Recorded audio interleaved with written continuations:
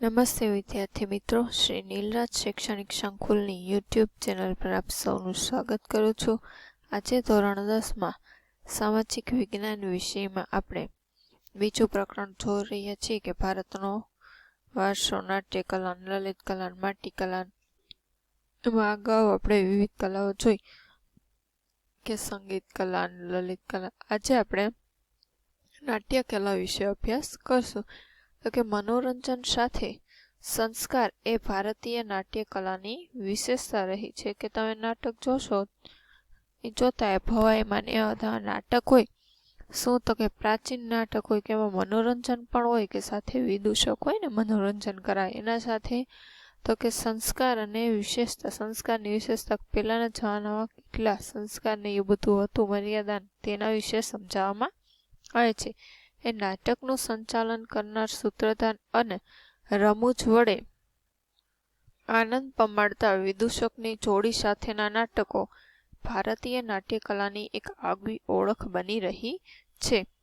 ભરત મુનિએ રચેલું નાટ્યશાસ્ત્ર કલા ક્ષેત્રે પ્રચલિત છે. નાટ્યકલા એ નાટ્યલેખન અને મંચન દ્વારા રંગમંચ ઉપર દ્રશ્ય, શ્રાવ્ય અને અભિનયના ત્રિવેણી સંગમ કે આબાલવૃદ્ધોનું મનોરંજન અને લોકશિક્ષણ કરતી ભારતની પ્રાચીન કળા છે. આ કલામાં તમામ કલાઓનો સમન્વય હોવાનું વર્ણવતા ભરત મુનિએ નોંધ્યું છે કે એવું કોઈ શાસ્ત્ર નથી, એવું કોઈ શિલ્પ નથી, એવી કોઈ વિદ્યા નથી, એવું કોઈ કર્મ નથી જે નાટ્ય કલામાં ન હોય. એટલે નાટ્યકલામાં તો કે એવું કંઈ પણ નથી જે નાટ્યકલામાં હોય ને. બધી વિદ્યા, બધા શિલ્પ, શાસ્ત્ર બધા વગેરે વિશેનું સમજૂતી એમાં આવી છે. એ ભરત મુનિ રચિત પ્રથમ નાટકનું કથાનર દેવાસુર સંગ્રામ હતું. કે એણે રચેલું પ્રથમ નાટક કયું હતું? દેવાસુર સંગ્રામ. સંસ્કૃત સાહિત્યમાં મહાકવિ ભાસે મહાભારત આધારિત આપણને ખ્યાલ છે કર્ણભાટ, ઉરુભંગ, દૂતવાક્યમ જેવા નાટકોનો વારસો આપણને આપ્યો છે. જ્યારે મહાકવિ કાલિદાસના અભિજ્ઞાન શાકુંતલમ, વિક્રમોર્વશિયમ તેમજ માલવિકાગ્નિમિત્રમ નાટકો એ સૌથી વધુ જાણીતી રચનાઓ છે. આ ઉપરાંત પ્રાચીન સાહિત્યમાં નાટ્યકલા ક્ષેત્રે અનેક નાટ્યકારો થયા જેમણે સંસ્કૃત નાટ્યકલાને સમૃદ્ધ બનાવી. ઉપરાંત ગુજરાતની નાટ્યકલાઓમાં જયશંકર સુંદરીનું નામ આપણે મોખરે ગણાય છે. આ ઉપરાંત અમૃત નાયક, બાપુલાલ નાયક જેણે નંદબત્રીસી નાટક લખેલું છે, પ્રાણસુખ નાયક, દીના પાઠક, જસવંત ઠાકર, ઉપેન્દ્ર ત્રિવેદી, પ્રવીણ જોશી, સરિતા જોશી, દીપક ઘીવાલા વગેરેનો ફાળો પણ નોંધપાત્ર ગણાય છે. આ બધા તમે પાત્રો છે એ તમે ગુજરાતી ફિલ્મમાં ને નાટકમાં ને એમાં બધા તમે જોયેલા હશે. દેશી નાટક સમાજ અને અન્ય નાટ્ય સંસ્થાઓનો ફાળો પણ નોંધાવી રહ્યા. ત્યારબાદ છે ભવાઈ. તો ભવાઈ આપણે જોયો હશે કે ગામડામાં એમાં ભવાઈને એવું રમતા, રંગલો ને રંગલી ને એવું બધું તમે જોયું હશે. કે શાસ્ત્રકારોએ ભવાઈને ભાવ પ્રધાન નાટકો કહ્યા છે કે જેમાં ભાવ હોય એમ.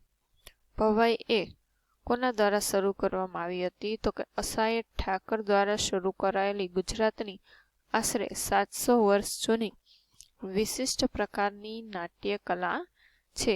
કે સસ્તા ખર્ચે લોકશિક્ષણ સાથે મનોરંજન કરતી આ નાટ્યકલાને સોલંકી યુગના પ્રોત્સાહન મળ્યું. કે સોલંકી યુગમાં તેને પ્રોત્સાહન મળ્યું હતું.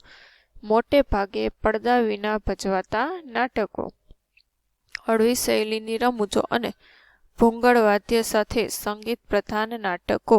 તમે જોતા હશો ગામડામાં ભવાઈને એવું રમતા હોય, ભૂંગળું ઓલું લાંબુ વગાડતા હોય. કે જેમાં શું શું હોય? કે રામદેવનો વેશ હોય, ઝંડા ઝૂલણનો વેશ, કજોડનો વેશ વગેરે એ ભવાઈની વિશેષતા રહી છે. કે ભવાઈના વિષય વસ્તુમાં સામાજિક કુરિવાજોના પ્રતિકારોનો પણ સમાવેશ થાય છે. કે સામાજિક કુરિવાજોનો પ્રતિકાર પણ કર્યો કે આ બધા ખોટા રિવાજો છે કે ગામડામાં જે આપણે હોય તે.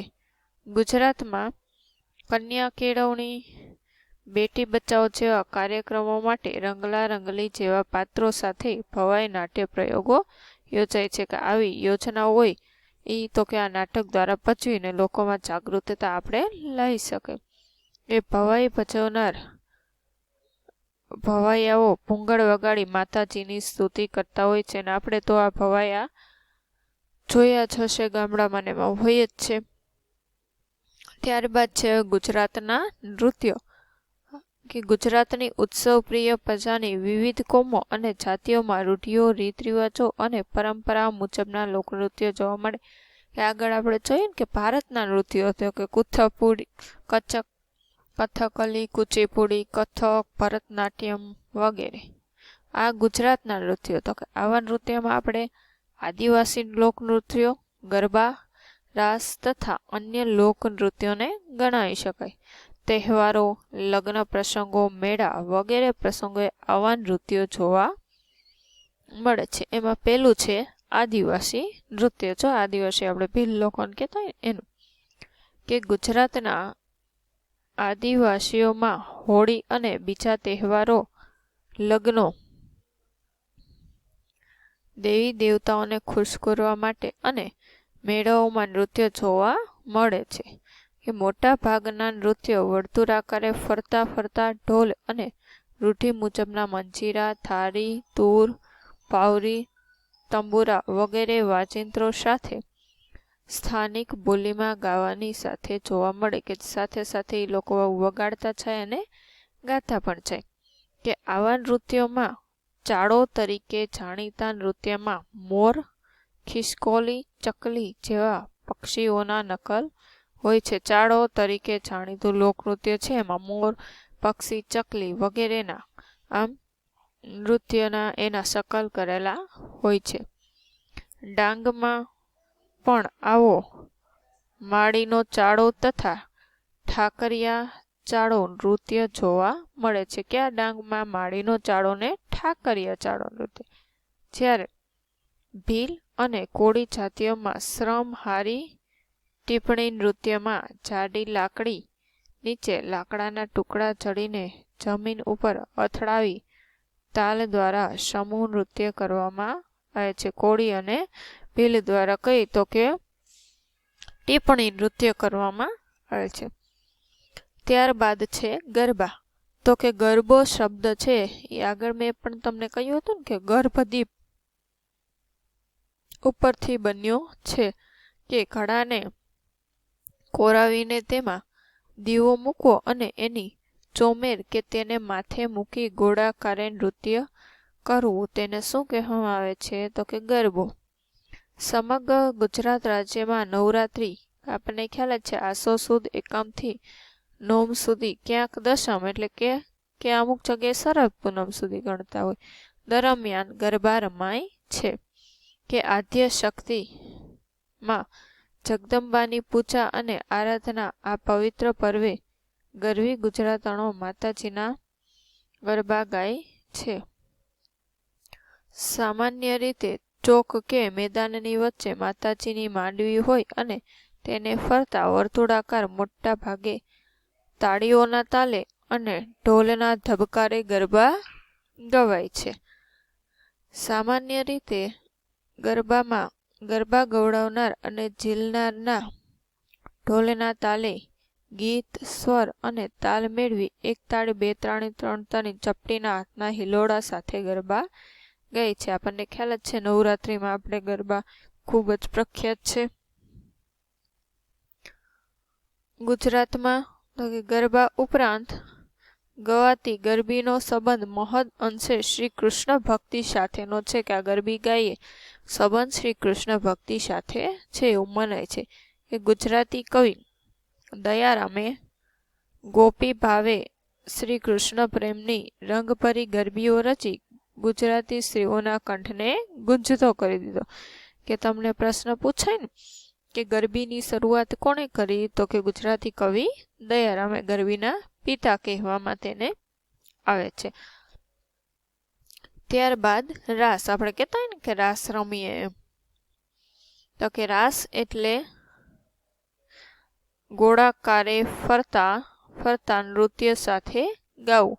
કે આપણે ત્યાં શ્રી કૃષ્ણ ભગવાને ભક્ત નરસિંહ મહેતાને રાસલીલા બતાવી હતી તેવી કથા છે. કે ગુજરાતમાં મોટે ભાગે નવરાત્રિ તથા જન્માષ્ટમી જેવા તહેવારમાં આપણે રાસ રમીએ.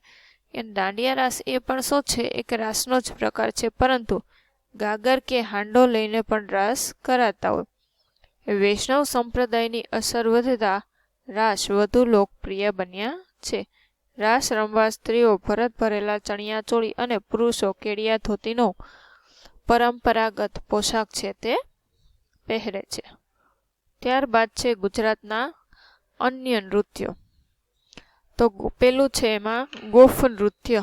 તો ગુજરાતના આ નૃત્યમાં ઢોલ વગેરેનો સંગીતના તાલે માંડવો, થાંભલો કે વૃક્ષ દોરી બાંધી તેના છેડા નીચે સમૂહમાં ઉભેલા નાચનારા એક હાથમાં છેડો ને બીજા હાથમાં દાંડિયા એમ વેલ આકારે એક અંદર અને એક બહાર એમ ગોળ ફરતા જઈ ગૂંથણી બાંધે અને છોડે. એ શું કહેવાય? તો કે ગોપ નૃત્ય. આમ સાંકળની જેમ વીંટળાય કે એક હાથમાં છેડો ને એક હાથમાં હાથ પકડીને, એને શું કહેવાય? ગોફ નૃત્ય. બીજું છે કે સીદીઓનું ધમાલ નૃત્ય.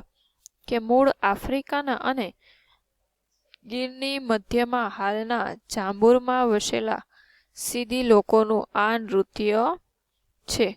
કે મશીરા એટલે તો કે નાળિયેરના કોચલામાં કોળીઓ ભરી તેના ઉપર કપડું બાંધી તાલબદ્ધ ખખડાવવાની સાથે મોરપીંછનું ઝુંડ અને નાના નાના ઢોલકા સાથે ગોળાકારે ફરીને ગવાતું આ નૃત્ય છે. કે એની આપણે કાછલી કહીએ એની ઉપર કપડું બાંધીને ખખડાવતા જાય એમ. અને હો હોના આરોહ અવરોહ સાથે ગવાતા આ નૃત્યમાં પહાડો અને જંગલમાં ઘેરા પડછંદો ઉઠતા હોય એવું લાગે, કે આમ પડઘા પડતા હોય તેવું લાગે.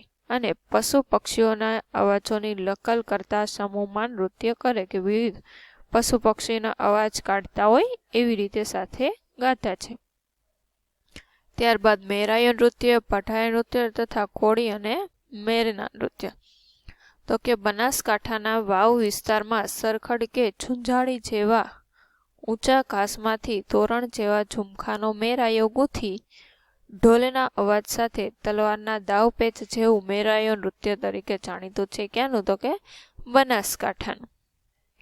સુરેન્દ્રનગર વગેરે વિસ્તારમાં પઢાર જાતિના લોકો દ્વારા પઢાર નૃત્યમાં દાંડિયા કે મંજીરા સાથે લઈ અને તાલ સાથે શરીરને જમીન સરસું લઈ બેઠા થવાનું હોય અને સાગરના મોજા કે મોજા ઉપર હિલોડા લેતા વહાણ જેવું દ્રશ્ય ખડું કરે. જો એવું દ્રશ્ય બનાવીને નૃત્ય કરે છે પઢાર નૃત્ય.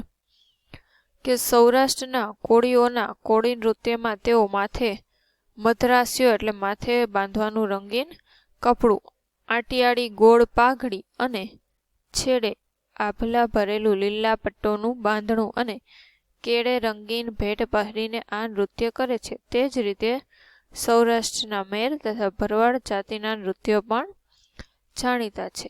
આમ આ પ્રકરણમાં આપણે કરેલ અગાઉની ચર્ચા મુજબ ભારતની સંસ્કૃતિ છે સર્વવ્યાપક અને સર્વસમાવેશક હોવાનું જોવા મળેલ છે.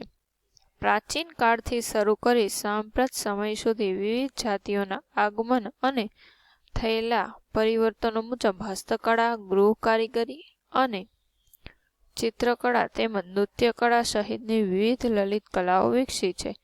એ ભારતના વૈવિધ્યપૂર્ણ વારસાના દર્શન કરાવે છે અને વિશ્વમાં ભારતની અમિટ છાપ પાડે છે. તો અહીંયા આપણું પ્રકરણ નંબર 2 છે કે ભારતની લલિત કલાઓ, નૃત્ય કલાઓને પરંપરાઓને અહીંયા આપણે પૂર્ણ થાય છે. સ્વાધ્યાય છે તમારે હોમવર્કમાં પૂર્ણ કરવાનું છે. જય હિન્દ, જય ભારત, અસ્તુ.